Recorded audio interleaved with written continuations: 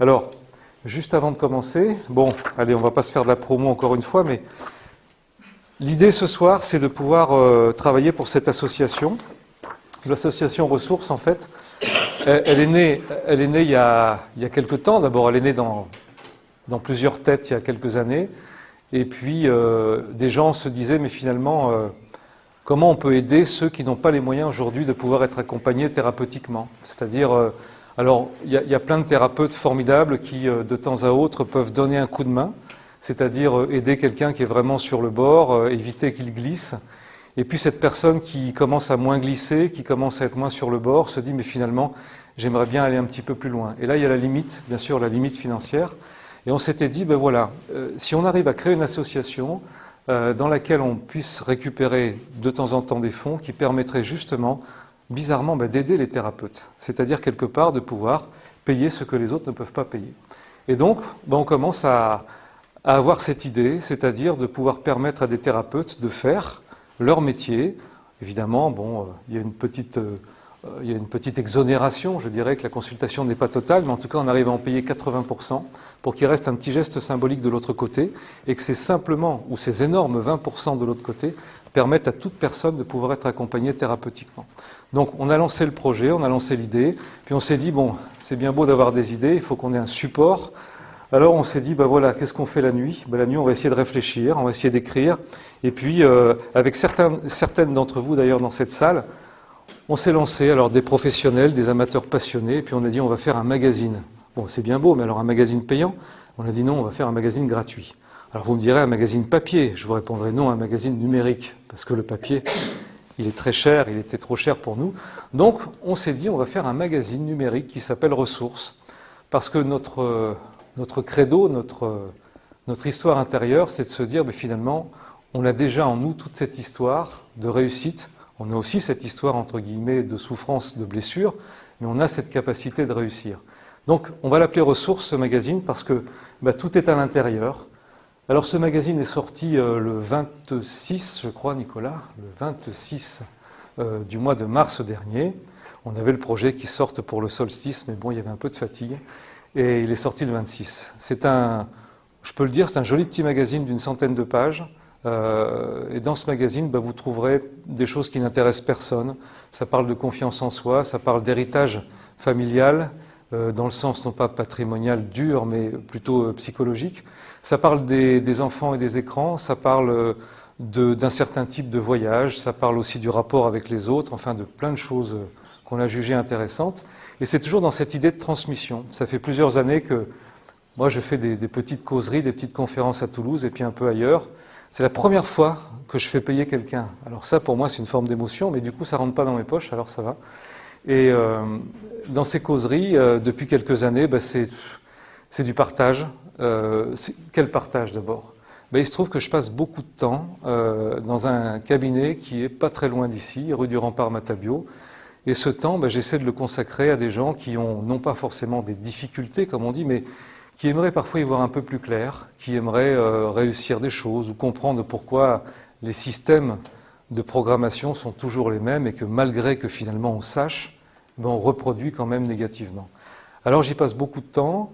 Mon petit parcours au départ me l'a permis, puisque j'ai fait plusieurs années de psychologie et puis j'ai suivi un cursus de psychanalyste. Et puis au milieu de tout ça, je me suis dit finalement, il y a aussi d'autres outils très intéressants. Alors j'ai découvert avec le travail sur l'inconscient la notion d'hypnothérapie, et puis je m'y suis, un peu comme Obélix, je suis tombé dedans d'un seul coup dans la marmite. Alors j'ai continué, et puis j'utilise aujourd'hui cet outil tous les jours, et je trouve merveilleux dans cette capacité à sonder l'inconscient, et puis surtout à accélérer les processus de réussite. Puis plein d'autres outils qui sont venus au fur et à mesure de ce parcours. Donc on dit toujours qu'on a un parcours atypique. En ce qui me concerne, je crois que c'est vrai.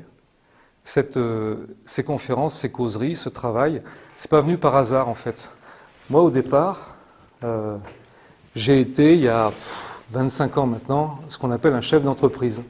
Alors j'étais chef de quoi? En fait, j'avais des entreprises de presse. Ah, vous me direz, il n'est pas tout à fait guéri. Pas loin. Donc j'avais des entreprises de presse, alors c'était des magazines d'un côté, puis c'était aussi des sociétés de prestation de services, comme on dit. c'est-à-dire en fait des gens qui conseillaient des éditeurs pour essayer de mieux vendre. Et puis, tout allait bien, c'est-à-dire que j'étais comme tout le monde à mon âge, je crois, enfin en tout cas, entre guillemets, le milieu que je côtoyais, ça allait plutôt bien. Je m'étais marié une fois, et puis une deuxième fois, et puis j'allais dire comme tout le monde, presque. J'avais 2 enfants, comme tout le monde. J'avais une maison, presque comme tout le monde. J'avais un appartement, presque comme tout le monde. Puis tout allait bien, tout allait de mieux en mieux, mais tout allait de plus en plus mal. Et puis un jour, il y a eu quelque chose d'extrêmement étrange. C'est-à-dire que j'avais, d'un côté, je passais un certain temps à essayer d'aider les autres. De l'autre côté, j'étais dans mes histoires de patron, pas très joyeuses, pas très glorieuses, avec les banques, les machins, etc. Puis un jour, il s'est passé quelque chose. Je me suis dit, mais finalement, je suis un imposteur. C'est le fameux syndrome de l'imposteur. En fait, mon histoire, elle est basée sur un sketch incroyable, une espèce d'imposture. J'avais la capacité oratoire, j'avais peut-être aucun talent, mais en tout cas, ça fonctionnait. Les gens m'écoutaient, les gens avaient envie de se battre pour moi, d'aller un peu plus loin. Et puis je voyais bien que j'étais plus trop en phase avec moi-même. Je devenais quelqu'un de pas très sympathique. J'ai même eu une phrase assez dure, mais elle était juste. Donc pas très sympathique. Et puis quand on n'est pas très sympathique et qu'on n'est plus en phase, on organise à un moment donné, sans le savoir, une forme de suicide, je dirais, intellectuel en tout cas, et financier. Et c'est ce que j'ai organisé. Alors, eh bien, au bout d'1 an, eh bien, j'ai tout cassé. C'est-à-dire que j'ai perdu ma famille, j'ai perdu mes biens, j'ai perdu mes entreprises, mais j'ai tout organisé. Et je me suis retrouvé dans un tout petit appartement avec quelques amis qui étaient encore là pour m'aider, enfin en tout cas pour essayer de m'expliquer que je faisais n'importe quoi. Et puis, à cet instant-là, je me suis dit, mais finalement, qu'est-ce que tu sais faire ? C'est quoi ton histoire ? Qu'est-ce que tu as mal fait ? Qu'est-ce que tu sais faire ? Puis j'ai compris qu'il y avait une phrase qui revenait en boucle comme ça, une phrase importante, une phrase qui disait « Mais toi, le jour où tu vas réussir quelque chose d'important, tu es tellement instable que tu vas tout mettre en l'air, parce que tu es différent. » Et cette phrase-là, c'était une dame qui me la disait, et qui me l'a répétée pendant plusieurs années. Et cette dame-là, c'était ma mère. Et cette phrase revenait en boucle, comme ça. Et je me suis dit, mais quel est donc ce programme ? Comment se fait-il que finalement, on puisse, sur une phrase ou des phrases répétées comme ça en boucle, modifier, je dirais, le chemin, modifier le destin, alors que finalement, au départ, tout semblait bien écrit, tout allait bien pour moi. Alors j'ai voulu m'y pencher, alors tout seul dans mon petit 30 mètres carrés, là, je me suis dit, bon, allez, finalement, tu sais faire quoi ? D'ailleurs, souvent, quand on vient me voir, on me dit, mais j'ai envie de changer de boulot, les gens me disent, ben voilà mon expérience. Je leur dis, hop, stop, on va arrêter. Qui êtes-vous et qu'avez-vous envie de faire ? Pas ce que vous savez déjà faire, puisque c'est marqué dans votre CV, mais finalement, qui vous êtes vraiment à l'intérieur ? Qu'est-ce que vous vous êtes autorisé à être ? Alors, ce sont les questions que je me suis posées à l'époque.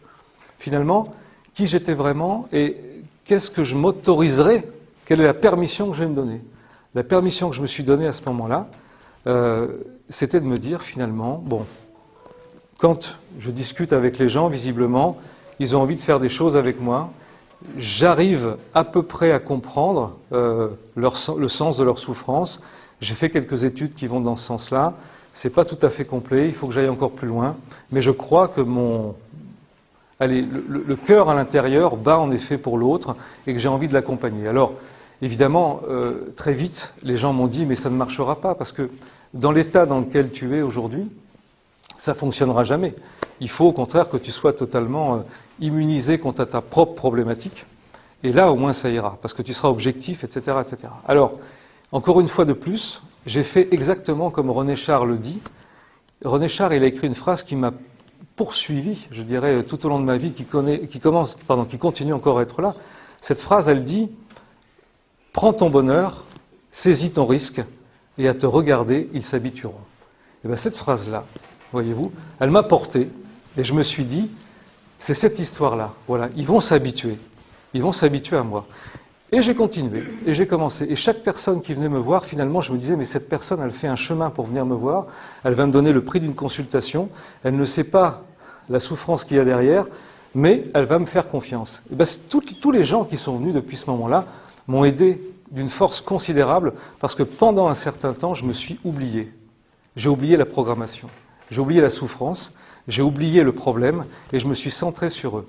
Et lorsque nous sommes, en effet, comme le disent des gens bien plus savants que moi, dans cet instant présent, c'est-à-dire où finalement les souffrances ne sont que des mots que nous regardons comme ça, quand on a la capacité de le voir et d'avoir l'autre en face et d'aller jusqu'au bout avec lui, et bien tout ça, ça disparaît. Et à force de faire disparaître ça toute la journée, alors au début, je dirais plusieurs fois par semaine, il ne fallait pas exagérer, hein. Il y avait 4 ou 5 personnes qui avaient la gentillesse de venir, et puis, à force de faire disparaître tout ça, ben, il y a une source qui apparaît, une sorte de force qui apparaît, et qui se dit, ben, finalement, ça, c'est moi. Alors, après m'être sorti, on va dire, de cette histoire, après avoir voulu aller encore plus loin, donc j'ouvre cabinet, etc., et puis les choses, dans ce sens-là, vont bien mieux, mais il n'empêche que cette histoire de programmation me taraude, et c'est un petit peu cette histoire-là que je voudrais vous raconter. Donc cette histoire de programmation, ben oui, elle a été intense en ce qui me concernait. Alors, dans tout ce que je vais dire ce soir, il n'y a pas d'intention. C'est-à-dire que les parents, on ne va pas encore une fois faire la critique et dire, bon ben voilà, ils auraient dû être parfaits, ils auraient dû être ceci, etc., etc. Je l'ai dit il n'y a pas très longtemps à quelqu'un qui est venu me voir, il y a quelques dizaines de minutes, je lui ai dit, mais vous savez, finalement, les parents, ce sont 2 personnes qui ont des problèmes et qui vont faire un enfant, vous. Est-ce que pour autant, ça va régler le problème? Ben non. Mais nous, on aimerait tellement, on est tellement important. On est tellement, n'est-ce pas, oui, on a tellement de choses en nous que finalement, il faut que nos parents deviennent bienveillants, intelligents, attentifs, parce qu'on le mérite bien. Ben malheureusement, non. Ça ne sera pas toujours le cas, parce que la somme des problèmes qu'ils ont, finalement, ne va pas correspondre à cette espèce de magie que lorsque l'enfant apparaît, 3 petits points et des suspensions autour de tout ça. Ça n'a pas vraiment fonctionné, hein. Donc, on va ce soir laisser de côté tout jugement de valeur, évidemment, toute intention, et puis on va parler de système de programmation. Les programmations sont multiples. Alors, certains disent que déjà, dans l'intention de la conception, il y a déjà évidemment une programmation qui s'installe. Alors, d'autres vont encore plus loin.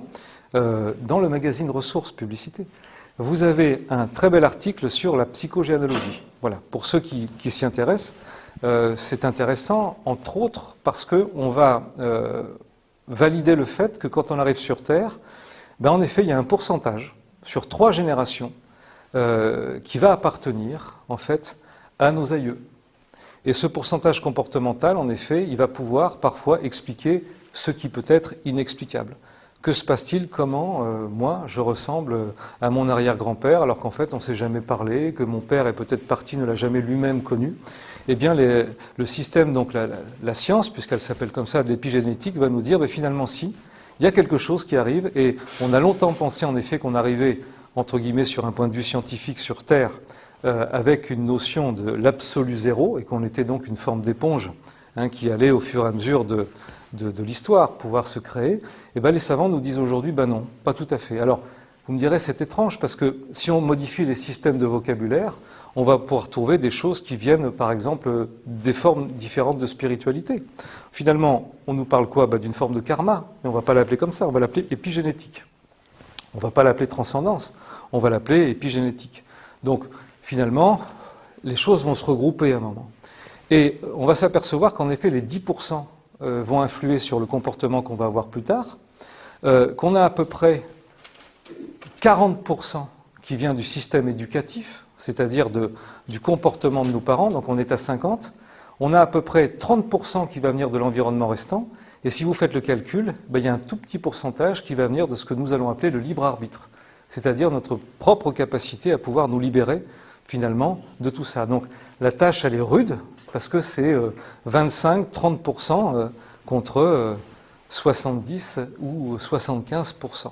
Et donc, il est tout à fait naturel à partir de ce moment-là, si on accepte cette version des faits, qu'il nous soit très difficile de pouvoir lutter et nous libérer donc de nos systèmes de programmation. Et pour cause, dans toutes les belles familles que nous représentons ici, il y a toujours quelqu'un pour nous dire qu'on ressemble à un tel ou à une telle, n'est-ce pas? Ah, tu ressembles bien à ta mère, à ton père, à ta tante, etc. Alors en même temps, ça nous réconforte, puis nos parents font bien leur job, c'est-à-dire qu'ils sont extrêmement rassurés quand ils voient qu'on leur ressemble. Oui, vous avez vu, hein? On ne s'en rend pas compte, mais ça peut faire rire, oui, en effet. Et oui, les parents que nous sommes, j'ai des enfants, vous en avez aperçu un tout à l'heure, à la caisse. les enfants, les parents que nous sommes, ben oui, nous sommes des personnes qui voulons impérativement que nos enfants nous ressemblent. Et puis alors, qu'est-ce qu'on est fiers hein, quand on dit, dis donc, le garçon il ressemble à son père. Hein. Waouh, quelle fierté. Encore une fois, quel être extraordinaire je peux être. Hein. En plus, mon fils me ressemble, vous voyez, il va avoir de la chance dans la vie. Donc, tout ça, ben oui, ce sont les systèmes de programmation qui vont venir, les phrases dont on va bien sûr reparler ce soir. Cette fameuse phrase que ma mère me disait, donc le jour où tout arrivera, où tu réussiras, tu verras que toi qui es instable, toi qui es différent, tu vas donc tout balayer. Et cette phrase-là, en effet, elle m'est restée. Il y a plein de phrases comme ça. On va revenir dessus ce soir. Une phrase, par exemple, qui est terrible, c'est « Oh, bah lui, Pascal, lui, on a confiance, il s'en sortira toujours. » Cette phrase-là, alors, elle peut sembler être extraordinaire au départ, puisque finalement, on pourrait dire qu'on a une hyper confiance hein, dans Pascal, qui est peut-être votre prénom, dans Pascal, mais finalement, qu'est-ce qu'on est en train de faire? On est en train de lui mettre une pression telle que sur le piédestal sur lequel on l'a porté, il ne pourra donc jamais descendre, puisqu'il va vite comprendre que si jamais il n'obéit pas à ce système, c'est-à-dire « Oh, lui, il ne nous embêtera pas, on peut avoir confiance en lui », donc si jamais il nous dit qu'il a un problème, est-ce qu'on va encore l'aimer, finalement? Est-ce qu'on n'a pas besoin que ce garçon soit parfait? Est-ce que c'est pas ça l'idée? Alors évidemment que ce n'est pas l'intention parentale. L'intention parentale n'est jamais de faire du mal à un enfant. En revanche, les systèmes de pensée et de parole vont arriver comme des boulets de canon sur l'idée de l'autre. Regardez, ne serait-ce qu'avec une cigarette. Vous savez, s'il y a des gens qui fument ici, vous avez une cigarette et vous dites à un enfant « Oui chérie, j'arrive », j'écrase ma cigarette et j'arrive. Vous expliquez à un enfant que, en fait, il faut déjà que vous terminiez votre cigarette, que vous l'écrasiez, et qu'après, vous allez pouvoir vous occuper de lui. Ça veut dire qu'en fait, ça, c'est plus important que lui, sur un principe de base, rationnel, hein, tel que l'enfant le perçoit. Il n'y a pas beaucoup de second degré au départ, hein, dans le système de l'enfant. Il y a du premier degré. Donc, on peut imaginer à un moment qu'en effet, lorsque l'enfant va grandir, il a une envie de se dire, tiens, il faut peut-être que j'arrive à goûter quand même à ce produit qui semble plus important que moi. Voilà, ça peut arriver. Donc, en effet, il y a des phrases. Alors, quand on fait des conférences comme ça, on en ressort puis on se dit, mais alors, il ne faut plus parler. Alors. Tous les mots que je vais employer, non, c'est pas l'idée. Bien sûr qu'on va dire des choses, mais je crois aussi qu'on va pouvoir se permettre de les expliquer. Il y a plusieurs générations. Consulter, se faire accompagner, c'était une problématique. C'est-à-dire qu'en fait, on avait un problème, on disait non, je ne suis pas fou, je ne vais pas aller voir, etc., quelqu'un. Aujourd'hui, on a la possibilité, avant de consulter, de se documenter. Il n'y a jamais eu autant de littérature sur le développement personnel, la connaissance de soi, sur la psychologie, la psychanalyse et toutes les dérivées de ces matières-là. Il n'y en a jamais eu autant. Il n'y a jamais eu peut-être autant de personnes qui permettaient, donc dans la mesure de leur possible, évidemment aussi, de pouvoir aider les autres. Il n'y a jamais eu autant d'émissions sur Internet, à la radio, à la télévision. Donc ça veut dire qu'aujourd'hui, l'inconscient collectif qui s'est créé depuis maintenant quelques décennies, et notamment grâce à un magazine qui a été pendant très longtemps le premier magazine vendu en France, Psychologie Magazine, a généré une connaissance, une curiosité et surtout la possibilité d'avoir des réponses. Voilà. Auparavant, il n'y en avait pas. Qui avait les réponses? La parentalité et le système éducatif. Mais imaginez, sans choquer personne, qu'est-ce que nous disent les parents? Obéis et je vais t'aimer. Que nous dit la scolarité? Travaille bien et tu seras récompensé. Vous comprenez bien que lorsque vous arrivez dans un autre monde, qui est celui donc du travail, et que vous obéissez en permanence, vous disparaissez. Comprenez bien que lorsque vous arrivez dans le monde du travail et que vous travaillez à fond, vous n'êtes pas forcément récompensé. Alors qu'allez-vous vous dire à cet instant-là? Mon Dieu, je ne suis pas adapté à ce monde. C'est moi le problème. On me l'a vendu comme ça. On m'a dit qu'il fallait que je fasse ça et ça. Mais si jamais ça ne marche pas, eh bien là, j'ai un problème. Donc je vais aller consulter. Donc je vais me remettre totalement en question. Donc. Et puis il y a quelqu'un un jour, que je prends un livre, il n'y a jamais de hasard, j'avais jamais entendu parler de cet homme, ma culture est immense, il s'appelle Krishnamurti, c'est devenu un de mes meilleurs amis de chevet, et j'ouvre un truc et je vois cette phrase, est-ce que s'adapter à un monde malade est un signe de bonne santé? Et là je me dis, ça y est, je viens enfin de comprendre, en effet, est-ce que s'adapter à un monde malade est un signe de bonne santé? C'est-à-dire, en clair, le système donc sociétal, parental, éducatif, et tout son univers nous propose en effet des systèmes de programme. Et ça depuis des générations et des générations. C'est un fait établi. La plupart du temps, on nous demande de correspondre à quelque chose. Hein, on va nous vendre une taille, une couleur, etc., etc., etc. Je vous peux faire le film, hein, vous le connaissez par cœur. Et puis à partir de cet instant-là, si jamais on sort de ce système, en effet, nous ne sommes plus adaptés. Mais le problème, c'est que nous avons peut-être raison de ne pas être adaptés. Mais comme le monde malade est majoritaire, eh bien nous avons une forme de défaillance et puis nous allons penser qu'il faut absolument qu'on se soigne. Et ça, les systèmes de programmation, ils sont très forts pour ça. Donc, on revient au tout départ. Donc, l'épigénétique nous dit, finalement, il y a des programmations qui viennent en effet de différents aïeux. Alors, je vais vous dire ce que j'ai lu. Donc, l'épigénétique, la psychogénéalogie nous dit 3 générations, parce que quand on dépasse 3, finalement, tout ça a été un peu remué, ça revient au même. Donc, si vous allez à 4, à 5, à 6, ça ne sert pas à grand-chose. Voilà, restez déjà sur 3, puis après les informations, vous savez, quand on recrée l'arbre généalogique avec les différents comportements des gens, en fait, on a du mal à percevoir des systèmes émotionnels ou des informations. On a des photos, on a des dates, on a des choses comme ça, mais on n'a pas forcément des informations sur des systèmes de comportement. Et ce qui va nous intéresser dans le rapport à la psychogénéalogie, en effet, c'est les rapports et les systèmes de comportement. Alors, si vous vous penchez sur cette discipline, vous allez voir, c'est assez étonnant. On parle de fantômes, par exemple. Mais oui, parce qu'on peut vivre avec des fantômes. Hein. On peut avoir des systèmes de comportement qui correspondent à des gens que nous n'avons jamais connus. Et ça peut même sauter une génération. Parce que nous avons donc, dans notre programmation génétique, dans notre ADN psychologique, un système qui va correspondre à ça. Et souvent, lorsqu'il n'y a aucune raison pour qu'on réagisse d'une certaine manière, parce qu'on a compris, entre autres, d'où ça pouvait venir, parce que ceci, parce que cela, eh bien en fait, on va se dire, mais qu'est-ce qui fait que je vais continuer d'aller comme ça ? Alors, moi après, j'ai fait ma petite enquête aussi. C'était quoi cette histoire ? Pourquoi je me suis... entre guillemets, suicidé comme cela. Et je suis remonté à un grand-père que j'avais très peu connu. Un grand-père qui avait fait des affaires et qui finalement avait fait de très mauvaises affaires et qui, lui, par contre, s'était véritablement suicidé. Voilà. Et j'avais jamais trop entendu parler de cet homme. Mon père, je l'avais peu connu, donc cette partie de mon existence était assez floue. Et quand j'ai vu la photo de cet homme à mon âge, j'ai eu peur. C'était un cliché qui me correspondait physiquement. Alors je vous parle de mon expérience, je ne dis pas que tout est comme ça tout le temps, mais mon expérience a été assez incroyable de voir que ce grand-père qui s'appelait Henri avait quasiment la même tête que moi, avait eu des aventures comme celle-là, et puis avait fini, lui, il avait décidé cela. Alors bien sûr, j'ai cherché, j'ai rencontré des gens, j'ai voulu savoir ce qu'on pouvait faire, traiter, comment on pouvait traiter ça en psychogénéalogie et d'autres, et puis j'ai découvert en effet ces systèmes de programmes. Alors, il y a donc ce travail avec les aïeux, et puis il y a le travail donc comportemental que va engendrer le rapport avec nos propres parents. La psychanalyse nous dit souvent, finalement, le rapport à la mère est essentiel au départ. D'abord, pendant longtemps, l'enfant va croire que la mère est une excroissance de lui, et puis ensuite il va comprendre en effet qu'il existe. Lorsqu'il va percevoir son image, il va commencer à la dissocier, et puis ensuite il va comprendre qu'il y a donc une deuxième personne qui n'est pas lui, qui est donc la mère. Et puis le père, lui, il arrivera plus tard et ça sera l'empêcheur de tourner en rond quelque part. Il sera là pour tirer un peu l'enfant hors de la mère et puis finalement faire son job d'extériorisation. Mais au départ, en effet, l'enfant va avoir un rapport extrêmement qualifié et calibré avec la mère.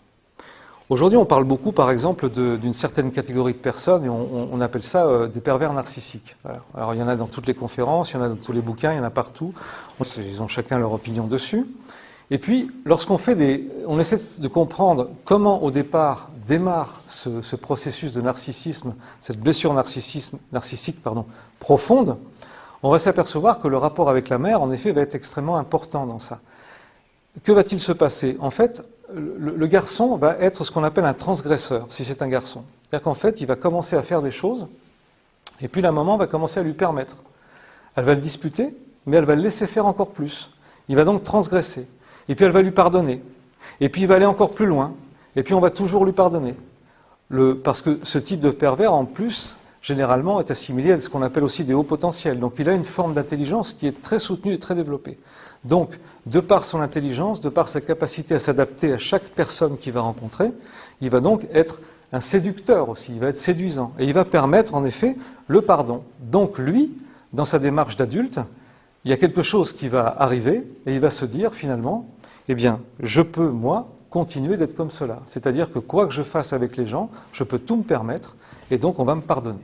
Et là, évidemment, la structure des rapports avec l'autre, le système empathique disparaît, n'a quasiment d'ailleurs jamais existé, d'où le fait que la souffrance qu'il va ou elle va commettre chez l'autre va être totalement inodore chez lui et incolore parce que l'empathie n'existe pas. Il y a quelque chose qui va totalement être de l'autre côté. On pose la question, on dit mais finalement, est-ce qu'ils s'en rendent compte? Les spécialistes disent oui, ils savent très bien ce qu'ils font. On n'est pas dans quelque chose de l'ordre de l'inconscient. On est dans une véritable conscience de la souffrance qu'on génère chez l'autre. Voilà, puisque l'idée n'est pas d'avoir des réponses aux questions, mais de maîtriser, de comprendre le système d'emprise qu'on a sur l'autre. Donc on est totalement conscient de ce qu'on fait, puisqu'on est en fait en paix à partir du moment où on voit que l'emprise, la maîtrise sur l'autre continue. Donc, et alors, il y a une question très simple, c'est finalement à partir de quand on peut imaginer que le basculement peut se faire. Alors les spécialistes disent, mais finalement très tôt, imaginons un nourrisson par exemple, qui va avoir à manger avant même qu'il émette un son, c'est un nourrisson qui va commencer à se dire que de toute façon le système de confort est là en permanence et que le système d'effort n'existe pas. Donc finalement je suis central, je suis centré. Et à partir de ce moment-là, d'ailleurs on le voit bien chez les hauts potentiels, le système d'effort est complexe. C'est-à-dire qu'en fait le haut potentiel, lui, va se baser énormément sur sa capacité mémorielle. Il va apprendre rapidement, en dernier lieu. Il va mettre sur son bureau tout ce qu'il devra faire pour aller à l'école. Il va mettre plein de petites choses. Et puis, il sait très bien qu'il peut apprendre en 5 minutes. Pourquoi il passerait 1 heure à réviser? Pourquoi il s'y prendrait plus tôt? Donc, il va commencer à regarder une ampoule, un réveil, écouter la radio. Puis, au dernier moment, quand vraiment on lui aura dit « Allez, maintenant, il faut y aller, etc. », il va ouvrir le cahier, il va lire, et puis hop, c'est bon, il le fait. Donc, la notion de l'effort n'existe pas à cet instant-là. Ce qui fait qu'il va avoir des difficultés, celui-ci, lorsqu'il va en effet arriver à l'obligation de l'effort, lorsqu'on va arriver par exemple en terminale, en prépa ou dans des choses comme ça, là il va se perdre. La programmation de départ, lorsqu'on fait le rapport, il y a des gens qui ont peur, non? Ça va? Tout va bien? Je plaisante. De toute façon, vous savez, quand on dit ça, d'abord, moi je suis très radical dans mes propos, ceux qui me connaissent un petit peu savent que c'est de la radicalité que je fais. Ça veut dire qu'en fait il faut prendre bien sûr une partie et que mon travail consiste, ou en tout cas la façon dont je le vis, c'est de pouvoir dire des choses en sachant que non, pas de panique à bord. Il est toujours temps de faire, il y a toujours temps de comprendre, il y a toujours temps de voir après. Mais on va présenter un tableau en effet un peu radical des choses. Donc notre ami va en effet très tôt apprendre que finalement on peut lui donner à manger sans qu'il le demande, donc l'effort, il n'y a pas besoin. Ça va être une première programmation. Ensuite, il y en a d'autres qui vont arriver. Alors, si on continue avec la nourriture, comme le disait le bon docteur autrichien, donc le côté oral, voilà, imaginons par exemple quelqu'un à qui on donne à manger en dernier. Qu'est-ce qu'il va faire, lui ou elle? Elle va avoir peur, parce qu'elle va se dire, mais que se passe-t-il? Vous imaginez que le nourrisson, c'est le seul être vivant qui ne peut pas se nourrir tout seul. Quand vous prenez un petit animal dans la forêt, au bout de quelques semaines, il sait se lever, aller manger des herbes, des machins, des bidules, et c'est bon, c'est réglé. Nous, non. L'enfant, il va être donc dans une posture, dans un lit, et il va attendre que l'adulte vienne et lui donne à manger. Sa survie dépend de ça. Comment voulez-vous que l'enfant qui grandit, donc l'adulte qui arrive, ne va pas fantasmer le rôle même du père ou de la mère? C'est grâce à lui qu'il vit. Donc imaginez après que lorsque le père ou la mère va adopter un comportement, comment voulez-vous qu'il ne le prenne pas comme étant un mimétisme absolu? C'est tout à fait normal. Tout à fait. Donc l'idée de la programmation avec le parent, en effet, va avoir un impact considérable parce que le petit être que nous sommes a un besoin d'être rassuré, n'est-ce pas? Il a besoin de se dire, mais finalement, quand est-ce qu'ils vont me donner à manger? Quand est-ce qu'ils vont bien vouloir me nettoyer? Quand est-ce qu'ils vont bien vouloir récupérer mon doudou? Quand est-ce que ceci? Quand est-ce que cela? Eh bien, ça va être le rôle, en effet, des parents. Et puis l'enfant va continuer comme ça, va se dire, moi ça va, je suis en sécurité. Et puis on va lui apprendre rapidement le principe de la sécurité et de la stabilité. Voilà. principe qu'on va découvrir illusoire, mais que nous allons continuer de maintenir une grande partie de notre vie. Imaginez qu'on passe une grande partie de notre vie à chercher la stabilité. C'est fou. On va chercher la stabilité avec un être qu'on va vouloir aimer, entre guillemets, pour toujours. Voilà. On va chercher la stabilité avec des parents qui devront demeurer pour toujours, avec un travail qui devra demeurer pour toujours, avec une maison qui ne devra jamais fissurer, avec tout comme ça. Mais quand vous regardez tout, vous apercevez qu'en fait, c'est une immense illusion. Les parents, un jour, vont nous quitter ou se séparer. Nos enfants vont nous dire ciao un jour, vont se disputer avec nous.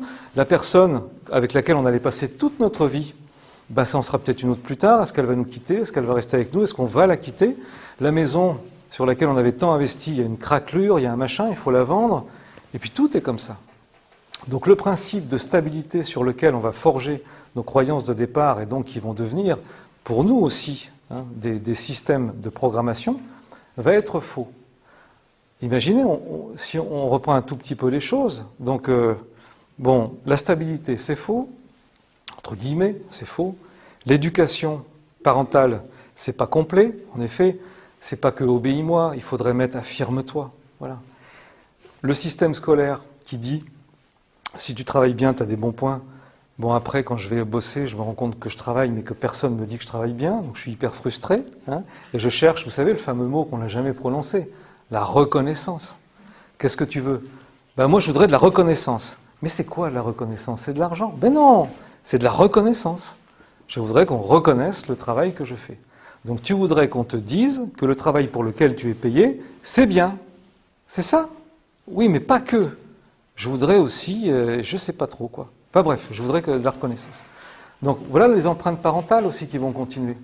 Donc ces systèmes de programmation vont tous nous concerner un jour et puis vont arriver à des blocages. Bon, en plus, si vous voulez, vous avez le rapport induit un homme, une femme.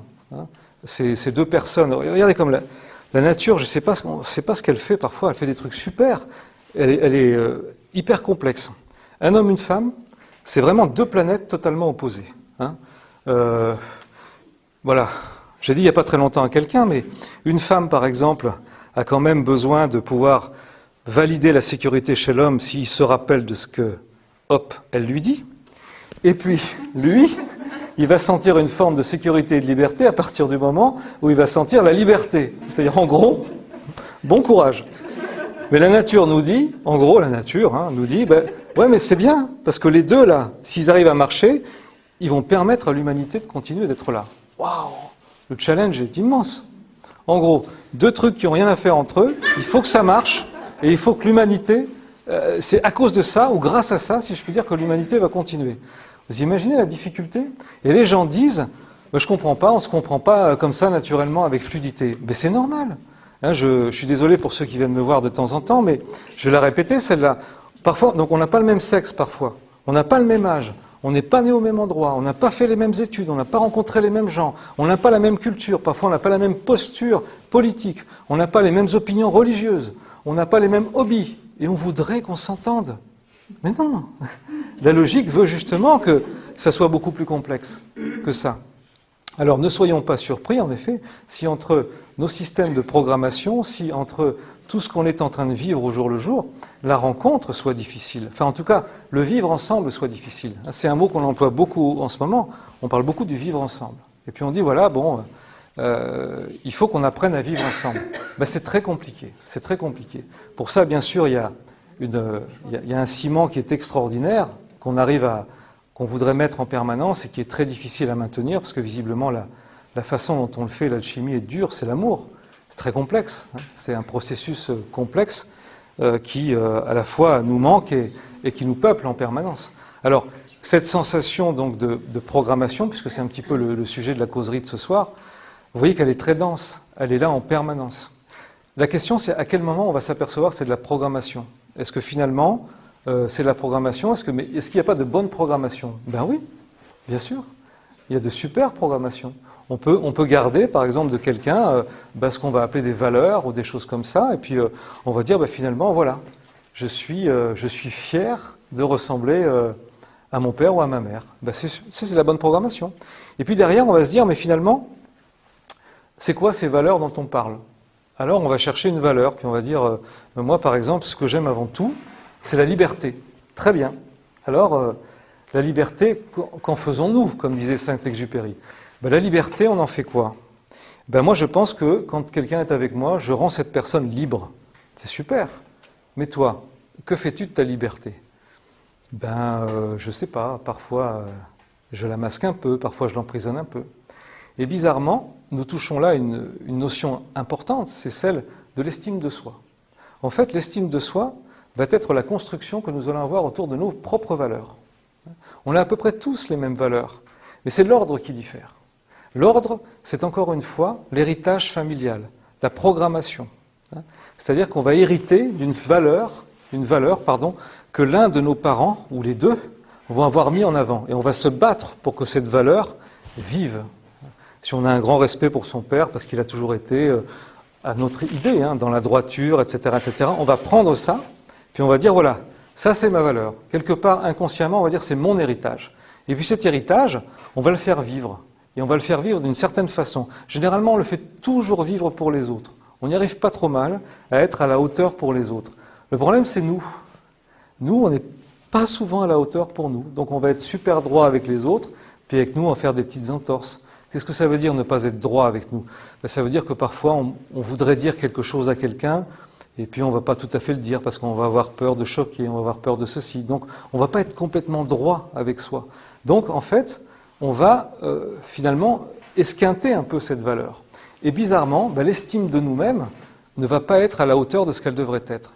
Je pense que ça vous est déjà arrivé, en tout cas à moi plein de fois, de rentrer chez moi et puis de me dire, mince, t'aurais dû, il aurait fallu, et là tu vois, t'as pas été ceci.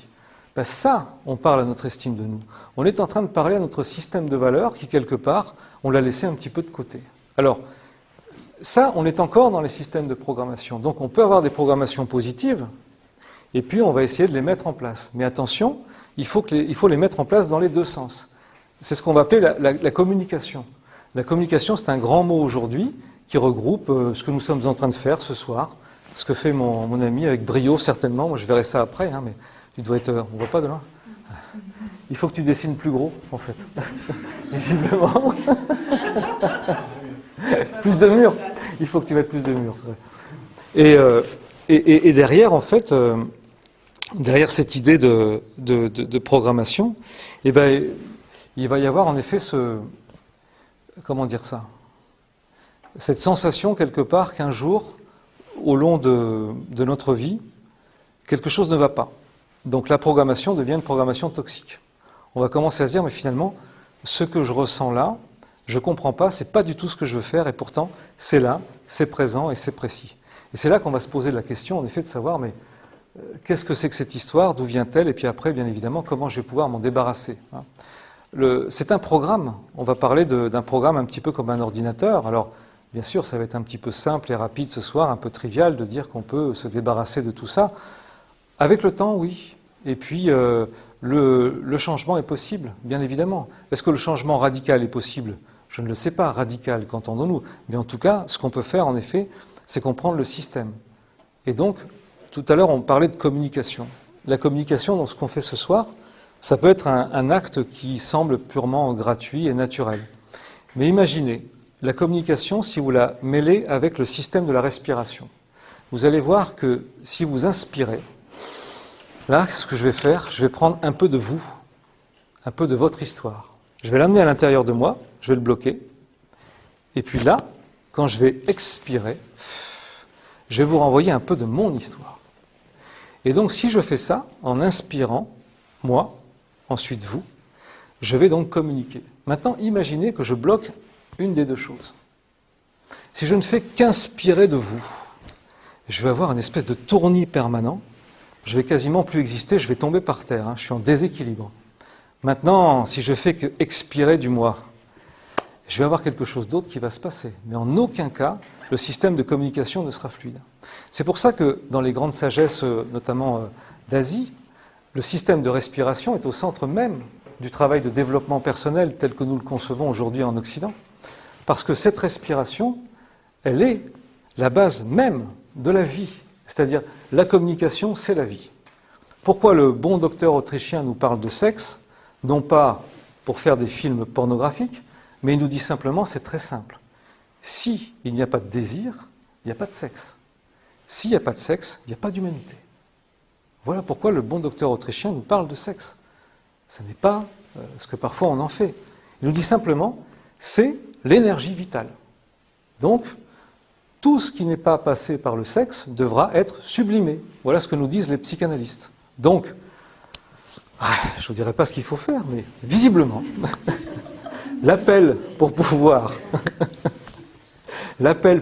aller un petit peu mieux dans certains cas, visiblement, serait de passer par les bons conseils du docteur Freud. Voilà. Et puis il nous dit, bon, si vous n'y arrivez pas, sublimez. Alors je vais quand même préciser ce que c'est que la sublimation chez Freud. La sublimation chez Freud, c'est par exemple manger un truc qui vous fait plaisir, aller jouer au foot, faites des choses comme ça. C'est-à-dire que vous allez remplacer, en fin de compte, la partie sexe par autre chose. C'est ce qu'il appelle sublimer, pas de confusion. Vous couperez, Nicolas, des trucs comme ça? Ça, vous pouvez. Merci. Donc, la programmation continue donc, avec... allez, il y a l'histoire de la culture, il y a l'histoire de l'éducation. Nos parents vont faire ce qu'ils peuvent et puis ils vont donc nous envoyer des informations sur ce qu'ils ont déjà vécu, eux. Alors évidemment, on va être une ressucée de tout ça et puis on va ressentir et puis on va vivre avec. Ça va être complexe pour nous, mais en même temps, on ne va pas douter. C'est toute la grande difficulté, c'est que la plupart du temps, en tout cas jusqu'à un certain âge, on est en train de penser que tout ce qui est reçu est vérité. Et c'est pour ça qu'on ne se révolte pas, parce qu'en plus, c'est compliqué pour un parent de permettre à un enfant de désobéir. C'est complexe, ça fait peur même. Comment peut-on dire à la fois à son enfant, écoute, il faut que moi tu m'écoutes en tant que parent, mais en même temps, sois vigilant et tu peux désobéir. C'est très complexe. Donc on va rester sur le principe même de l'obéissance. Alors, il y a des écoles, il y a aussi des gens qui peuvent faire la promotion dans le sens pur et dur du terme, c'est-à-dire de montrer un autre type d'éducation. Même certains dans l'éducation dite traditionnelle essaient aussi de promouvoir une autre forme d'apprentissage. Vous savez, pendant très longtemps, on a cru que jusque dans les années 70 et encore, je suppose qu'il y a encore des établissements qui vivent à l'heure des années 70, que plus on tapait sur un élève, bien sûr symboliquement, plus on tapait sur un élève, mieux il comprenait. Voilà. On pensait que c'était une façon de faire comprendre quelque chose à quelqu'un. Donc en effet, les parents d'une certaine époque n'expliquaient pas grand-chose et disaient, bon allez voilà, hop, alors, avec fermeté, etc., etc. Et puis nos amis scientifiques travaillent le cerveau, puis découvrent finalement que le cerveau, pour pouvoir apprendre, c'est-à-dire se développer, comprendre, se modifier, s'adapter, il faut qu'il y ait une plasticité. Et la plasticité du cerveau n'existe pas lorsqu'il y a une rigidification du cerveau. C'est-à-dire, en clair, plus le cerveau est stressé, plus il va avoir des problèmes dans l'apprentissage. Donc, c'est pour ça qu'aujourd'hui, dans les écoles, se développent, il y a de magnifiques expériences qui existent, de méditation, notamment dans les maternelles et même un peu plus loin. Et ces systèmes-là permettent en effet à l'enfant de pouvoir arriver à une certaine capacité de concentration à la fois et en même temps de plasticité. Ce qui veut dire que si on continue de travailler le souffle, l'échange, la présence et la communication, on peut arriver en effet, dès le plus jeune âge, à commencer à modifier les systèmes de programme qui nous posent un problème. Sans les dire, sans pour autant les définir comme étant des systèmes qui sont dévalorisants ou qui sont bloquants pour nous. Mais la méditation, le système respiratoire, va nous permettre de pouvoir commencer à modifier tout cela, parce qu'il va nous entraîner à une forme de plasticité. Donc, on va pouvoir commencer à créer du système de changement à l'intérieur. Donc, un meilleur apprentissage. Plus vous stressez quelqu'un, moins il a la capacité... Alors, ce n'est pas tellement d'apprentissage, je vais être plus précis, c'est de restitution de l'information. L'inconscient, c'est une machine extraordinaire qui va, avec ses 80% du cerveau, enregistrer des milliards d'informations. Ça, c'est automatique. Il va les enregistrer. Après, le problème, c'est la restitution. La restitution va se faire avec une plasticité. Si jamais le cerveau n'est pas dans la plasticité, la restitution ne se fait plus. Donc, elle va rester bloquée dans les limbes de l'inconscient. Donc, restitution égale plasticité. Qui dit plasticité, qui dit restitution, dit confiance en soi. Vous vous rendez compte, c'est extraordinaire. On arrive à un âge, je ne sais pas moi, 7, 8, 9, 10 ans, à prendre conscience que nous pouvons avoir confiance en nous. Mais ce qui est encore plus magique, si je puis dire, c'est que la confiance ne vient pas du validant parent, bien, pas bien, mais elle vient de l'enfant lui-même. Il arrive de lui-même à commencer à modifier des choses, à apprendre et à restituer des informations, etc. Donc il y a une finalité de confiance qui va s'intégrer dans le processus, et il y a donc une finalité de conscience. Avoir la conscience, c'est en effet accéder à la confiance. Pourquoi l'enfant n'a pas la conscience au départ? Parce qu'on lui dit ce qu'il faut faire. On lui dit ce qu'il ne faut pas faire. Donc il va rester en effet le guide de tout cela. Et puis, dans les systèmes après, on va aussi le guider. On va lui laisser très peu finalement de marge de manœuvre. La journée type d'un enfant, allez, 8 ans. Ling, ling, ling. Bon, dépêche-toi. Tu vas te brosser les dents après avoir pris ton petit déjeuner, tu t'es pas encore levé, ça fait 3 fois que je viens te voir. Dépêche-toi, dépêche-toi. Dépêche-toi, on va être en retard, ton sac, tu l'as fait, mais je t'avais dit de le faire hier soir. Tes affaires, il y en a partout. Dépêche-toi, on y va. Le gamin monte, etc. 8h30, juste avant, on arrive, ça va sonner. Allez, je te récupère à 4h30. Le gamin, hop, ça court, etc. La cloche sonne, il dit un petit bonjour au gamin, ça sonne encore. Allez, les enfants, s'il vous plaît, on rentre. Et je veux pas vous entendre. Et là, ça parle comme ça et tout. Et le gamin, il rentre, et c'est ça. Après, il va se dépêcher parce qu'il y a une petite mi-temps, là, la petite récré. Et ça sonne encore. Et on se dépêche. Et on y va. Après, il faut manger à la cantine. Ça sonne, ça ressonne. Et on est parti. Et à 4h30, qu'est-ce que fait le parent? Alors, t'as fait quoi aujourd'hui? Et bim, ça y est. L'impair en cuir, le chapeau, la lampe torche. Qu'est-ce que tu as fait aujourd'hui? Et le gamin va commencer à dire, ben voilà, j'ai fait ci, j'ai fait ça, etc., etc. Et ça, tu m'en parles pas, et ça, tu m'en parles pas, et ça continue, d'accord? Et puis le soir, tu fais la lampe torche et tout ça? Non. Et le soir, en fait, l'enfant va aller dans sa chambre pendant une demi-heure, et le parent va dire à l'autre parent, je suis un peu inquiet, ça fait une demi-heure qu'il est dans sa chambre, je sais pas ce qui se passe, peut-être que j'aille voir, on sait jamais. Et donc là, en effet, forcément, l'enfant que nous sommes avec nos systèmes de programmation va avoir un petit peu de mal à pouvoir se délier de la programmation. Donc, il va continuer, et puis va arriver le passage important, nécessaire, qui va être celui de la fameuse adolescence. Rébellion ou pas, finalement, les parents le disent. Moi, le mien n'en a pas fait, le mien, il en a fait, il n'est pas d'accord avec moi, il est toujours d'accord avec moi, enfin bref, peu importe, il se passe des choses. L'adolescent grandit, découvre des trucs, voilà, bref. Et puis il y a donc un système d'opposition nécessaire qui va se passer, puisque là, on va enfin arriver à ce que disent finalement certains philosophes, c'est-à-dire que je ne parle même pas des psychanalystes, mais même sur un point de vue philosophique, on va arriver à une forme de rupture de la confiance. C'est-à-dire qu'en fait, on va mettre à l'épreuve, c'est pour ça que le parent il est très mal à l'aise, c'est que l'enfant va mettre à l'épreuve, en fin de compte, les croyances qu'il a eues depuis le départ. Donc, en fait, on va renverser les rôles, on va faire une tentative de renversement de rôle, et c'est l'enfant, donc l'adolescent, qui va demander des comptes aux parents. Et là, évidemment, ça va mal se passer, puisque si je te l'ai dit, c'est que c'est vrai, et c'est comme ça que ça se passe. Donc, de cette confrontation, un petit peu comme on va dire un forgeron, quelque chose qu'on va forger, va naître un autre être qui va devenir donc le préadulte. Alors, le préadulte, il va traîner, bien évidemment, les casseroles ou les valises de tout ce qu'on a dit jusqu'à présent, c'est-à-dire ces systèmes de programmation. Et là, il va commencer à choisir, finalement, entre guillemets, il va dire choisir la personne qui va pouvoir l'accompagner dans sa vie personnelle. Et puis, on va se poser une question, entre nous comme ça. Comment quelqu'un qui a peut-être eu quelques flirts auparavant, qui est issu donc d'une programmation, de multiples programmations, va avoir le libre arbitre de choisir une personne qui sera totalement, déprogrammée de sa propre vie? Il y a de fortes chances que ça n'existe pas. C'est-à-dire qu'il y a de fortes chances que les gens qui nous attirent soient des gens qui sont issus de notre système de programmation. D'où plus tard on dit par exemple, tu sais, Mireille, qu'est-ce qu'elle ressemble à ta mère? Bon, tu plaisantes ou quoi? Ça va pas, mais où t'as vu ça? C'est pas vrai, c'est faux. Un petit peu quand même. Jean-Luc, qu'est-ce qui ressemble à ton père? Enfin bref, tout ça. Et on est persuadé que c'est faux, bien évidemment. Et pourtant, la logique veut juste que ça soit un peu vrai. Il n'y a pas de sexualité là-dedans. Il n'y a pas je veux coucher avec un type qui ressemble à mon père ou ma mère ou peu importe le type de sexualité que j'ai. C'est pas ça du tout l'idée. C'est qu'il y a juste quelque chose qu'on connaît.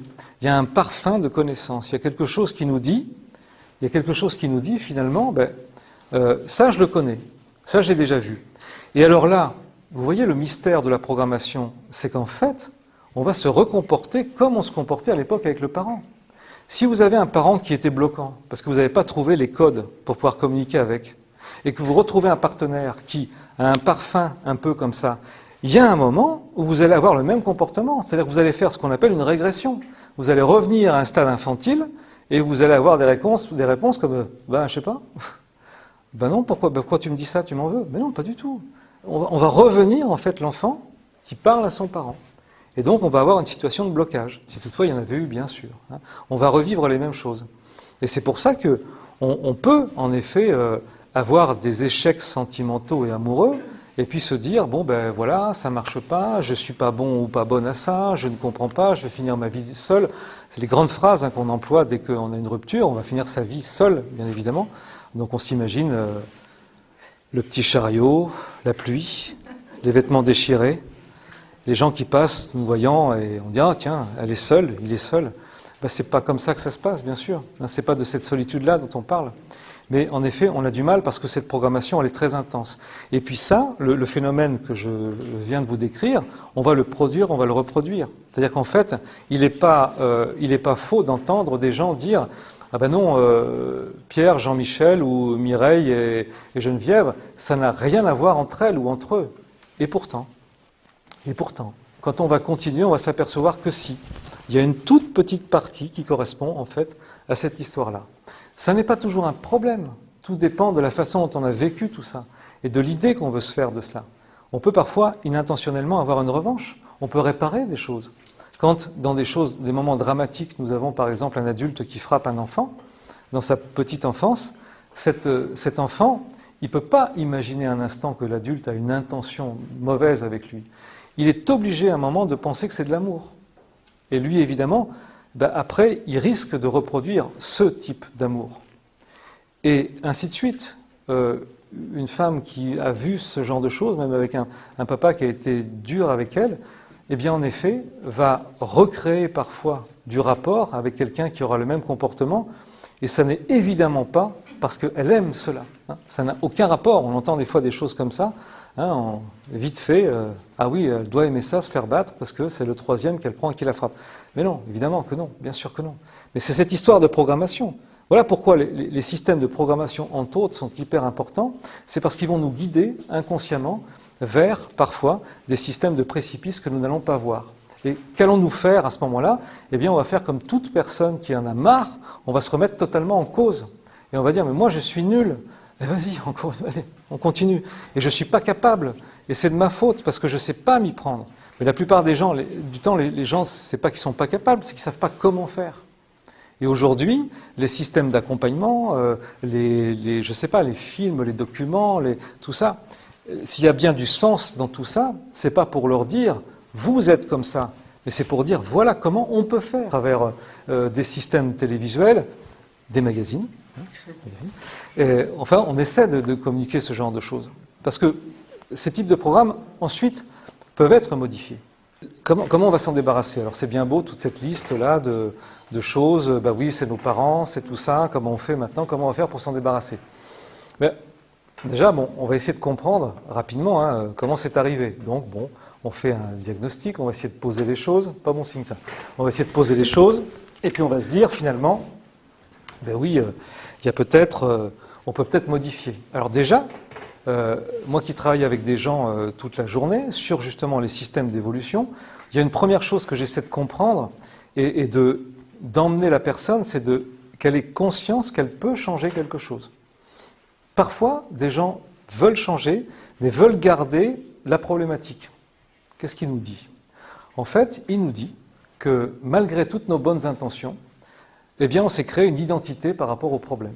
Donc, nous sommes le problème. Et si jamais nous ne sommes plus le problème, nous ne savons pas qui nous sommes. Donc, on a envie de changer, mais derrière, il y a une forme de bénéfice secondaire, comme on l'appelle, qui vient et qui nous dit ben finalement, si jamais tu changes, je ne sais pas qui tu vas être.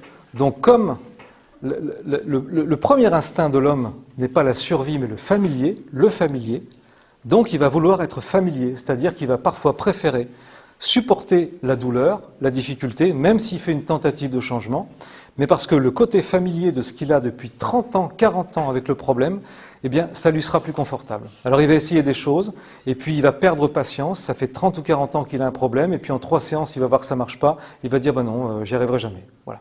Donc là, on va garder en effet le désir du familier, et on va rester dans notre problématique. Donc, une des premières choses qu'on va essayer de comprendre quand l'autre vient généreusement nous solliciter pour pouvoir l'aider, c'est de savoir quel est son degré, finalement, de volonté à se débarrasser du problème. En l'occurrence, cette phrase, eh bien, maintenant on va imaginer ensemble que le problème n'existe plus, que se passe-t-il? Ben là, vous avez plein de réponses qui arrivent. C'est, j'en sais rien, parce que j'ai jamais imaginé un instant que je pouvais m'en débarrasser. Ou alors, j'ai plein de choses qui arrivent, je fais ci, je fais ça, etc. Et on va travailler donc dans l'instant présent, parce qu'en fait, s'il y a bien un moment où on va pouvoir modifier quelque chose dans notre vie, ce n'est pas en regrettant un passé qui n'existe plus, ni en se projetant dans un futur qui n'existe pas, c'est bien en étant dans cet instant-là. Donc, on va commencer à traiter notre modification comportementale dans le présent. Et c'est à partir de là qu'on va commencer à prendre conscience.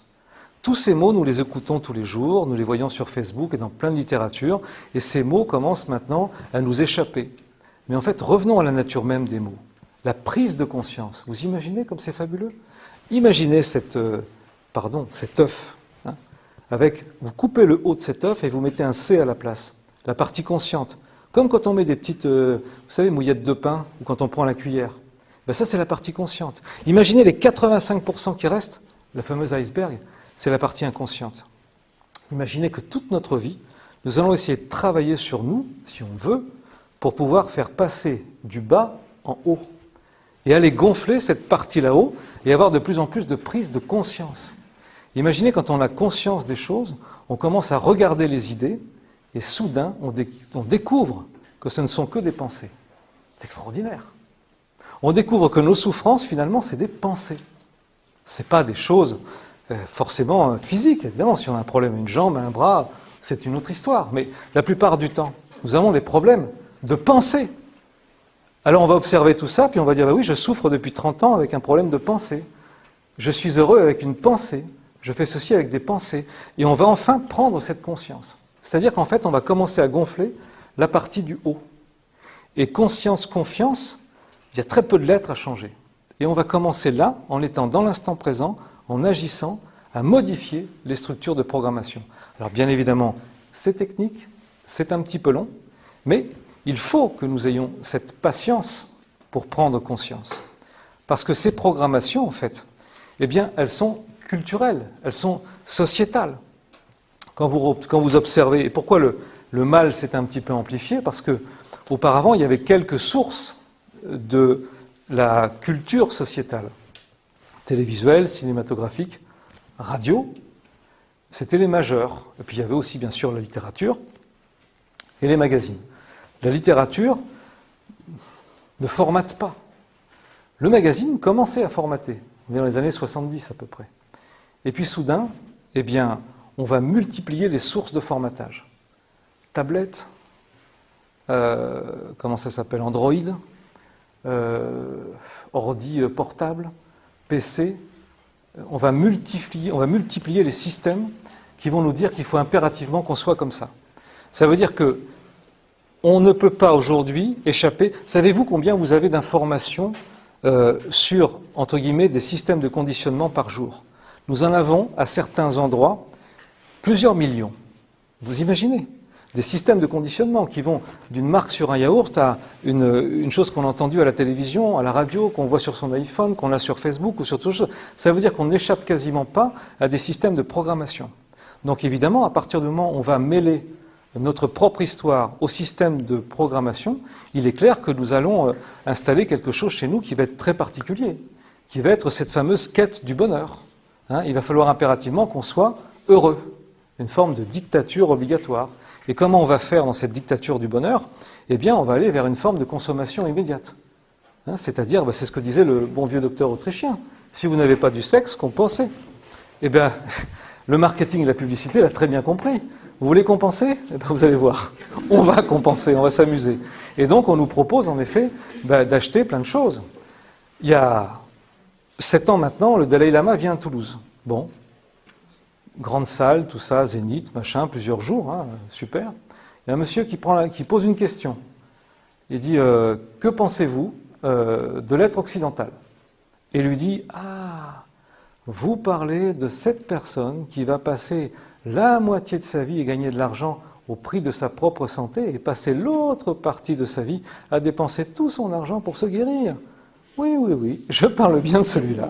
La réponse était déjà dedans. Et c'est vrai que les systèmes de programmation vont nous inviter à tout ça. On est dans une forme de consommation quand même bien marquée. Et puis, nous aussi, on va consommer l'autre, quelque part. Hein. On va consommer l'autre parce que finalement, on va emmener l'autre dans une forme de présentation marketée. Pas toujours, mais on a du mal à y échapper. Et vous savez, parfois, quand on change, par exemple, de partenaire, et puis, c'est pas du tout comme les partenaires d'avant, c'est quelqu'un d'autre. Et là, on se dit, oui, mais finalement, c'est pas tellement... Que vont dire les autres, quelque part? Qu'est-ce qu'ils vont penser? C'est pas la même personne. J'ai toujours été habitué à avoir un type d'homme ou de femme, peu importe, et puis là, soudain, il y a quelqu'un d'autre. Et là, vous voyez le rapport à la programmation, à la consommation. C'est-à-dire qu'en fait, on va présenter l'autre. Il faut que l'autre corresponde à ce que les gens pensent que nous sommes. Alors parfois on va même accepter des choses. Cette magie de la séduction, par exemple, dans nos systèmes de programmation. Il y a quelqu'un que vous n'avez jamais vu de votre vie, et puis soudain, cette personne va vous dire que, eh bien, elle vous observe depuis un petit moment, que vous êtes ceci, que vous êtes cela. La séduction même de la personne séduite, vous séduit, tout simplement. Et là, nous partons sur un chemin qui va être celui d'une aventure merveilleuse, avec la découverte de l'autre, dans notre programmation. Alors, quelle est la découverte de l'autre? La découverte de l'autre, c'est,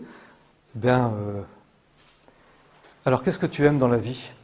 Moi j'aime bien les petits pois sucrés. Moi aussi, j'adore les petits pois sucrés. C'est pas vrai, mais je veux surtout pas que tu m'aimes pas, quoi.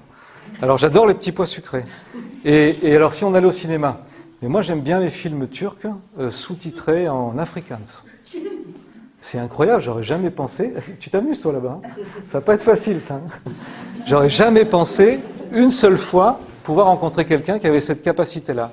Et puis sinon, au niveau de la musique, moi j'aime bien la musique serbe, enfin une certaine époque, parce que les années 70, musique serbe, c'est pas terrible, plutôt 80-90. C'est génial. Bon, bien sûr, c'est caricatural, vous l'avez compris. Mais qu'est-ce qu'on dit là? En fait, le manque d'affirmation de soi, c'est-à-dire qu'on reprend un petit peu ce qu'on dit depuis quelque temps, c'est-à-dire que, oui, il y a la confiance en soi, il y a la prise de conscience, et puis il y a l'affirmation de soi. L'affirmation de soi va être aussi une résultante de notre propre programme. Si nous avons développé au cours de notre existence la peur de ne pas être aimé, qu'allons-nous faire lorsque nous allons avoir quelqu'un en face de nous qui va être assez déterminé dans ses choix? Nous avons une tendance à glisser un peu en disant qu'on aime les mêmes choses, parce que si jamais on disait qu'on n'aimait pas les mêmes choses, cette personne pourrait bien nous laisser tomber. Et puis alors après, que va-t-il se passer lorsque le confort s'installe? C'est-à-dire lorsque finalement les choses commencent à aller un petit peu mieux. Et là, on va sortir les petits pois avec le sucre, et puis on va dire « Non, écoute, t'es gentil, mais là, on va arrêter. » Puis on va aller au cinéma, puis là, il y a le fameux film, puis là, on va dire « Tu n'as pas envie d'un petit peu de légèreté quand même, tu vois, vraiment Allez, un bon vieux film pourri français, ça ne te dérange pas? » Et là, les gens vont dire oui, ça peut être super, etc. Et puis on va continuer comme ça, puis on va se dire, et finalement, la musique, non, écoute, on va mettre nostalgie, ça va être plus sympa. Qu'est-ce qui va se passer à ce moment-là? À ce moment-là, en fait, on se dit, j'existe, j'ose finalement m'affirmer. Et l'affirmation de soi, à cet instant-là, elle va détonner chez l'autre comme étant une forme parfois même de rupture. Et l'autre va nous dire, mais finalement, comme tu as changé, quelque part. Comme tu as changé. En fait, nous n'avons pas osé être ce que nous sommes parce que cette peur fondamentale de ne pas être aimé, qui est quand même une des sources majeures, une des sources majeures de tout cela, va faire en sorte que finalement, on va se laisser aller, quoi. On va se laisser glisser, se laisser couler. Donc, cette notion importante va être marquante pour nos rapports avec les autres. Mais tout ça, la bonne nouvelle, c'est qu'on peut le modifier comme on le disait tout à l'heure. Donc comment on va le modifier? Vous voyez là, tout à l'heure on a parlé de prise de conscience, on va parler d'affirmation de soi. Donc l'affirmation de soi, c'est comme la confiance en soi, c'est pas quelqu'un qui va arriver dans une salle et qui va commencer à prendre la parole en hurlant, en gesticulant. Ça, c'est pas de la confiance, c'est autre chose. Non, mais c'est pas de la confiance. La confiance en soi, si on avait par exemple à la définir, on pourrait dire que c'est peut-être la capacité de savoir qu'en toutes circonstances et avec toute personne, nous serions à peu près à l'aise. On ferait ce qu'on peut, et puis ça suffirait. Voilà. Hein, l'estime de soi, vous l'avez vu tout à l'heure, serait le rapport finalement avec nos propres valeurs, les autres et nous-mêmes. Donc, l'affirmation de soi, ce serait notre existant. Je suis, c'est-à-dire les fameuses racines. Je vais oser dire finalement ce que je suis. Les fameux 10, 15, 20% de libre arbitre vont enfin essayer de s'exprimer. Enfin, voilà. Et puis là, eh bien, dans le rapport avec l'autre, soit il y a une magie qui s'opère, c'est-à-dire que l'autre va nous laisser enfin être ce que nous sommes, ou l'autre va vouloir nous corriger. C'est-à-dire l'autre va vouloir que nous soyons un carré si nous sommes un rond. Mais j'ai envie de dire, mais vous savez, sur Terre, je pense qu'il y a peut-être la moitié ou un tiers de carré, un tiers de rond, un tiers de triangle. Pourquoi vouloir choisir une personne qui soit un rond et en faire un carré? Autant aller directement chercher un carré. Mais nous allons rencontrer, et nous-mêmes, nous le faisons aussi, on n'est pas exempts, nous, on va essayer de le faire comme ça, c'est-à-dire qu'on va essayer de modifier l'autre pour qu'il corresponde à nos systèmes de croyances, etc., etc. Alors c'est là que, nous sommes les seuls à décider, est-ce que l'aventure continue, est-ce qu'elle s'arrête, et à quel niveau, jusqu'où on peut aller, quoi. Voilà. Et pour revenir sur le petit écart que j'avais fait tout à l'heure, au début, sur ce qu'on appelle la perversion narcissique, en effet, il y a cette notion-là, justement, on va être dans une forme de dépendance affective, c'est-à-dire qu'on va dire, mais finalement, j'ai un besoin d'être aimé, alors s'il me demande ou si elle me demande de faire tout ça, il faut peut-être que je le fasse, parce qu'elle va peut-être m'aimer davantage, puisque c'est ce qu'elle veut. Je vais être gentil, je vais être gentille. Et puis on va continuer, on va continuer, on va continuer. Et puis c'est là que si on rencontre des gens qui sont malheureusement comme ça, on va s'apercevoir que faire tout ce que veut l'autre ne va jamais régler le problème, puisque l'autre ne veut qu'une chose, c'est mesurer son emprise sur nous. Donc là c'est un cas à part, mais c'était juste pour revenir, ce qu'on avait un petit peu soulevé tout à l'heure. Donc cette idée de déprogrammation, elle est possible à partir du moment, là on le dit, où le système d'affirmation de soi va venir s'installer. Donc, affirmation de soi dans le présent, prise de conscience, prise de confiance. On va accepter finalement que nos parents, même s'ils s'y sont mal pris, sont quand même à l'origine, et c'est bien parce qu'au moins on comprend. Combien de personnes pensent que ils ont très mal agi dans leur vie, etc., etc. C'est pas qu'ils ont mal agi, ils ont peut-être répété des systèmes qu'on leur a appris, sans le vouloir encore une fois, et puis ces systèmes ont fait qu'on était comme ça. Donc on va accepter ça. Donc acceptation, c'est quoi? C'est le contraire de la résistance. Ça ne veut pas dire qu'il ne faut pas résister devant l'ennemi. Ça veut dire qu'en fait, la plupart du temps, notre souffrance ne vient pas de ce qui nous arrive. La souffrance vient de notre résistance à ce qu'on ne peut pas changer. Je ne peux pas changer quelque chose, je vais quand même résister. Voilà. Je vais quand même tout faire pour que ça soit autrement alors que je ne peux pas le changer. Et donc là, je vais souffrir. La résistance ne vient pas de l'émotion. La résistance vient finalement de notre résistance à l'émotion. La souffrance ne vient pas de l'émotion, pardon, ça vient de la résistance à l'émotion. Je ressens quelque chose, je ne vais pas te le dire. Ok, super. Super, très bien. Donc je ne vais pas te comprendre. Oui, mais je voudrais que tu me devines. Ah, il y a des numéros spéciaux pour ça. Art divinatoire. Et pourquoi pas? Non, il va falloir envoyer une information. La lecture de l'information et donc de l'émotion sur le visage permet en effet à l'autre d'être rassuré. Permet de déprogrammer la peur inhérente à l'homme, la femme, lorsqu'il rencontre son semblable. Donc l'émotion que nous allons envoyer, lorsqu'elle est pure et sincère, va être un chemin royal vers la compréhension de l'autre. Et donc le système de compréhension. Et il est vrai que la plupart du temps, dans nos enfances, moi qui suis un vieil homme, on disait il ne faut pas montrer tes émotions, c'est de la faiblesse. Bon ok, c'est pas évident, alors on fait quoi alors? On montre rien, l'autre devine pas, on fait comment? Comment? Il devine mal. Il devine mal, ouais, c'est ça. Ouais, il devine mal, on ne se comprend pas finalement. Alors, finalement, c'est quoi l'autre pilier qu'on est en train de découvrir? C'est juste une forme de sincérité. Tout est simple là. Tout est simple. C'est que de la sincérité.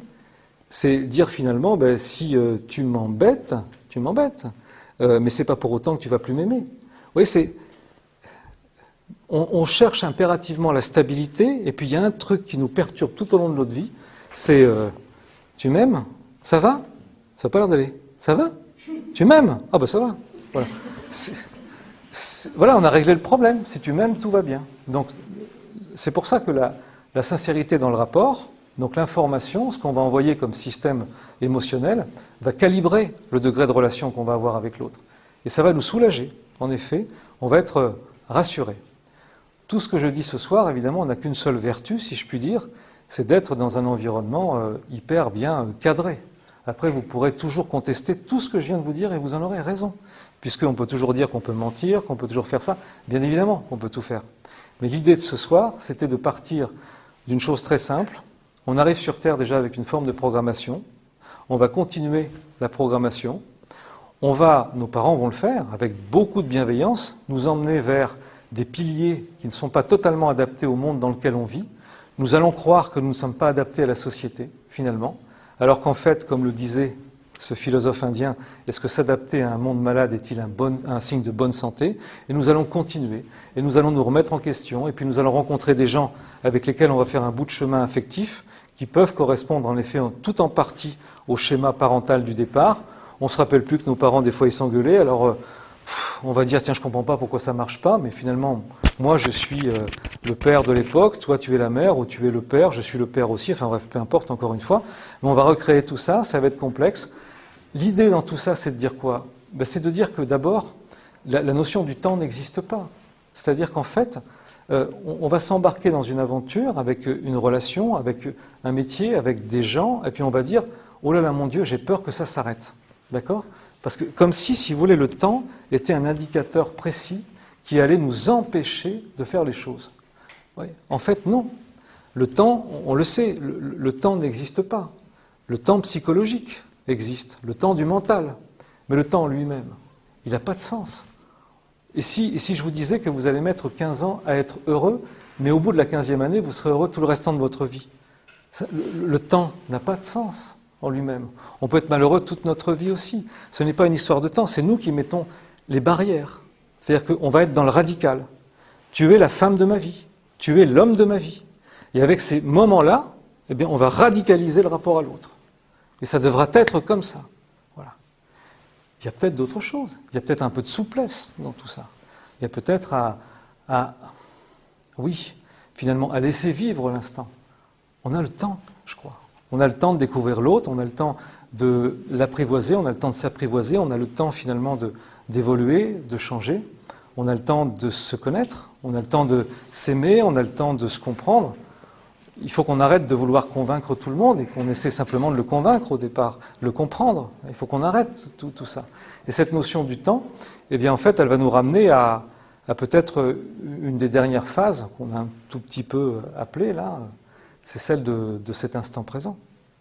Alors il y a des gens qui ont écrit des livres magnifiques sur l'instant présent et qui nous rappellent à l'ordre, si je puis dire, que il y a qu'un temps qui existe, c'est celui-là, un seul temps. Tout le reste, c'est une pure illusion. Et alors que quand vous regardez votre vie, quand je regarde ma vie, quand on regarde dans nos vies, nous sommes à 90% dans un système illusoire. Pourquoi on n'a pas de prise de conscience ? Parce que quand nous parlons à quelqu'un, nous sommes déjà en train de penser à autre chose. Quand nous parlons à quelqu'un, et quand l'autre nous parle, nous sommes déjà en train de penser à ce qu'on va pouvoir lui répondre. Imaginez par exemple des mondes dans lesquels nous ne couperions pas la parole à quelqu'un. Extraordinaire.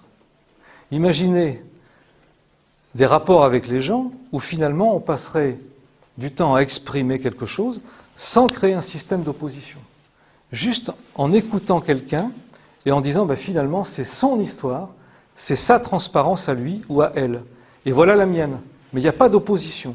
Il y a quelque chose qu'on va relier. Il y a une reliance. Dans les systèmes monothéistes, par exemple, il y a une image très forte qui est celle du paradis perdu. Paradis perdu, on dit voilà, Ève croque la pomme. Alors il y a un humoriste qui dit si Adam et Ève avaient été des Asiatiques, ils auraient mangé le serpent. Et la chose aurait été différente. Mais bon, c'était pour rire, bien sûr. Et à partir de ce moment-là, donc Ève, pourquoi elle ? C'était sexiste. Elle croque la pomme, elle découvre la dualité, c'est-à-dire la connaissance. En fait, l'image qui est dite à ce moment-là, c'est qu'à partir du moment où on crée le système, non pas de la connaissance, du savoir, mais qu'on va opposer, dualité, bien, mal, ceci, cela, on va créer le problème. Et que l'idée, en fait, c'est de relier. Voilà. La psychanalyse a repris tout ça. La psychologie moderne, finalement, elle est empreinte de tout cela. Elle nous dit, arrêtons d'opposer les systèmes de programmation, relions-nous, et nous allons voir que finalement, il n'existe un seul être humain, fait de multiples composants. Et que ces composants, en fait, on y retrouve un peu du père, un peu de la mère, un peu du grand-père, un peu du voisin, un peu de l'autre. Mais que tout ça, c'est la même histoire. C'est la même histoire. Et que lorsque la dualité n'existe plus, eh bien, tout simplement, il y a une forme de magie qui s'opère. Et on dit souvent que la magie, c'est quand l'âme agit. C'est-à-dire que, oui, la magie, c'est quand l'âme agit. C'est à ce moment-là que l'intérieur va pouvoir s'exprimer et qui va commencer à relier l'intégralité de tout ça. Donc oui, des programmes, oui, qu'on peut déprogrammer, et avec une idée forte, c'est que ces changements, on peut le faire, ça peut exister. Et juste pour... merci, ça fait 1h40 qu'on est ensemble quand même. Vous êtes forts, bravo. Je reviens sur mon histoire de René Char. Pourquoi ça a bouleversé ma vie, cette histoire? Parce qu'il nous dit, mais prends ton bonheur et saisis ton risque. Et à te regarder, ils s'habitueront. Ils s'habitueront à quoi? À ta liberté. Voilà. C'est-à-dire, en fait, la fameuse déprogrammation. Voilà.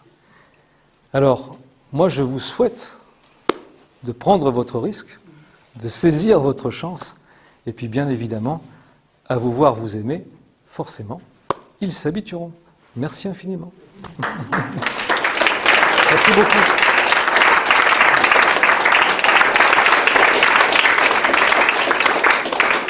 On peut voir alors? Est-ce qu'on peut s'approcher, monsieur? Ah, super. On va jeter un...